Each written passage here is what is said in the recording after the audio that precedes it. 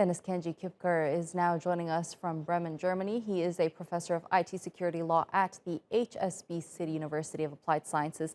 Thank you so much for joining us on the program.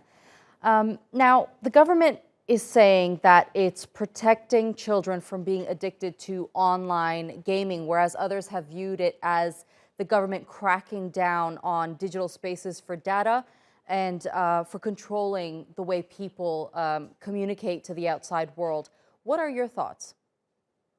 Yeah, firstly, it is argued by the Chinese government that computer games and excessive online consumption in general are harmful to the personal development of children and young people.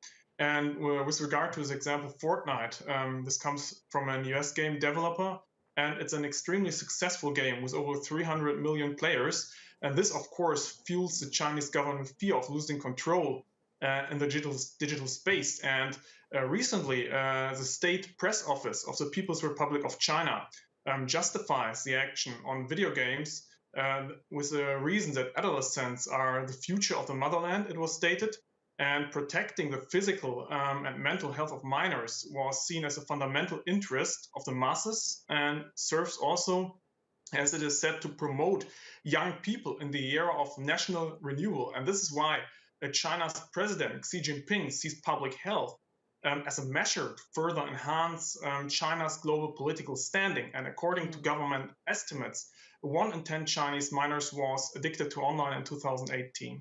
Right.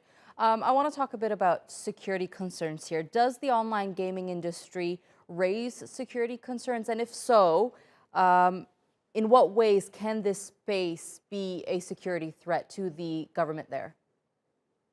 This can definitely be a security threat because China has always had an interest in securing sovereignty in the digital space, and political censorship as well as stricter rules, legal rules, also play a role in this field. And game makers, of course, for this reason, with regard to security, are not only the companies which are affected by the new rules. And in recent years, many foreign big tech companies in particular have been heavily regulated with strict laws and freedoms curtailed, such as the Chinese cybersecurity law. And there have also been several United States companies, big players, which reacted to this with partial withdrawal from the activities from mainland China, including, for example, Yahoo or LinkedIn, which recently also declared their departure from China. In particular, the People's Republic of China is also worried about an uncontrolled outflow of personal data, of economic data from the country. This is also a security issue. And this is why most international social media sites and search engines such as Facebook or Google are also blocked and cannot be reached via connections in mainland China. Right. This new law has also been criticized for overreaching into family life. In what ways do you think the Chinese government can overreach family life with these regulations? Of course, they have the possibility, they create the laws, but it is difficult to judge the current situation. I'm sure, however, that the market will certainly grow also for Chinese companies in the video game sector, as they will be better able to adopt the laws there.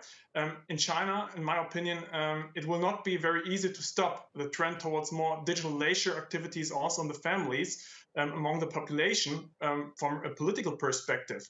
But the government can certainly regulate and in some way also limit the current growth that we face in the digital sector. And we are also seeing this at the moment with these very strict political regulations and controls of authorities. All right, Professor Dennis-Kenji Kipker, thank you so much for joining us here on the NewsHour and sharing that insight with us.